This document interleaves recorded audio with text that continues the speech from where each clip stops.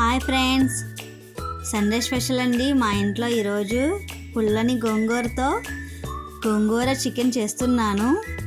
ఈ రెసిపీ ఎలా చేయాలో చూసేద్దామా? చూసేద్దాం రండి. అయితే ముందుగా స్టవ్ వెలిగించుకొని గిన్నె పెట్టుకోవాలండి. తగినంత ఆయిల్ వేసుకోవాలి. ఆయిల్ అయితే చూసుకొని వేసుకోవాలండి, ఎందుకంటే మనకి చికెన్లో ఆయిల్ అయితే వస్తూ ఉంటుంది కదండి. అందుకని కొంచెం చూసుకొని వేసుకోండి. ఆయిల్ హీట్ అయిన తర్వాత ఆనియన్స్, పచ్చిమిర్చి వేసుకొని ఫ్రై చేసుకోవాలండి. అప్పట్లో మన అమ్మ వాళ్ళు 90sలో గోంగూర పచ్చడి చేయాలంటే రోటి పచ్చడేనండి అప్పట్లో, ఎందుకంటే మిక్సీలు అయితే ఉండేవి కాదు కదా.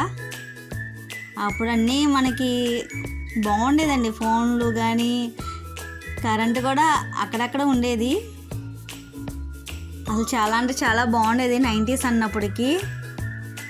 అమ్మ రోటి పచ్చడి చేస్తుంటే 1 గంట సమయం అన్నా పట్టేది కదండి అప్పట్లో. ఎప్పుడెప్పుడు చేస్తుంది, ఎప్పుడెప్పుడు తినేద్దామా అని అనిపించేది.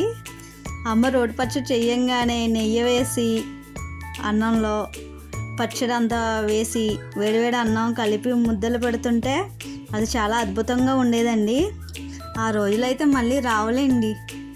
ఇప్పుడు పక్కన ఒక గిన్నె పెట్టుకొని ఆయిల్ వేసుకున్న తర్వాత పచ్చిమిర్చి, గోంగూర మగ్గబెట్టుకోవాలండి, మెదిపి ఉంచుకోవాలి పక్కన. ఈ ఆనియన్స్ వేగిన తర్వాత అల్లం వెల్లుల్లిపాయ పేస్ట్ అయితే వేయాలి. నేనైతే 3 స్పూన్స్ అయితే అల్లం వెల్లుల్లిపాయ పేస్ట్ వేసానండి. అంతే మసాలా, అల్లం వెల్లుల్లిపాయ పేస్టు, ధనియాలు, జీలకర్ర మసాలా కలిపి వేస్తున్నా అండి. ఇది బాగా మగ్గాలండి, ఫ్రై చేసుకోవాలి.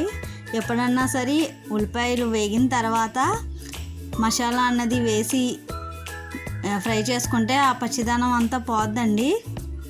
అంటే అందరికీ తెలుసండి, ఎవరికన్నా తెలియని వాళ్ళకైతే మామూలుగా చెప్తున్నా నేను. చికెన్ అయితే కడిగి శుభ్రం చేసుకున్నాను. ఒక 1/2 kg చికెను కడిగి శుభ్రం చేసుకున్న చికెన్ అయితే ఇందులో వేసుకోవాలండి.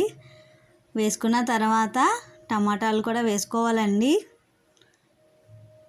వేసుకున్న తర్వాత ఇది కొంచెం బాగా కలుపుకొని మగ్గబెట్టుకోవాలండి. గోంగూర రోటి పచ్చడి అంటే మిక్సీలో కన్నా రోటి పచ్చడి చాలా అద్భుతంగా ఉంటుందండి. మీలో ఎంతమంది రోటి పచ్చడి చేస్తారో, మిక్సీలో వేయరో కామెంట్ బాక్స్లో కామెంట్ చేసి నాకు చెప్పండి ఒకసారి. ఓకేనండి.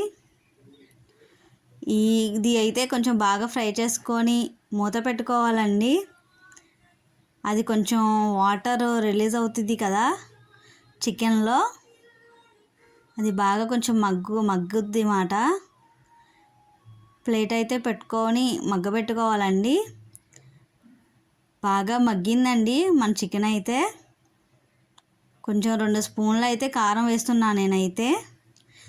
మీ ఇంట్లో అంటే ఎంత కారం తింటారో చూసుకొని వేసుకోవచ్చండి. మా ఇంట్లో అయితే కొంచెమే తింటారు, కారం అయితే ఎక్కువ అయితే తినం మేము. మనం మెదిపి పక్కన పెట్టుకున్న గోంగూర ఇందులో వేసుకోవాలండి. కొంతమంది మిక్సీలో కూడా వేస్తారు, మీరు కావాలంటే మిక్సీలో వేసుకొని కలుపుకోవచ్చు. నేనైతే మగ్గబెట్టుకొని మెదిపి పక్కన పెట్టుకుంటున్నానండి. పక్కన పెట్టుకున్నదే ఇది వేసుకున్నాను, గోంగూర మెదిపిందే. ఇది బాగా కలిసేలాగా కలుపుకోవాలండి. కలుపుకున్న తర్వాత నేనైతే కొంచెం వాటర్ అయితే యాడ్ చేస్తున్నానండి, వేస్తున్నా వాటర్ అయితే. మీరు లేదు మాకు ఇలానే ఇష్టం అంటే ఒక 5 నిమిషాలు 10 నిమిషాలు చూసుకొని సిమ్లో పెట్టుకొని దించేసుకోవచ్చు. నేనైతే మా ఇంట్లో అయితే జ్యూసీగానే తింటారు, కొంచెం ఇగురు ఉండాలి, అందుకని కొంచెం వాటర్ అయితే యాడ్ చేస్తున్నాను. ఇది బాగా కలుపుకున్న తర్వాత ఉప్పు, కారం ఏమైనా సరిపోకపోతే వేసుకోవచ్చండి. మన కర్రీ అయితే చాలా మంచి స్మెల్తో, మంచి పులుపుతో, చాలా కమ్మగా అంటే చాలా బాగుందండి. మీరు ఒకసారి ట్రై చేయండి.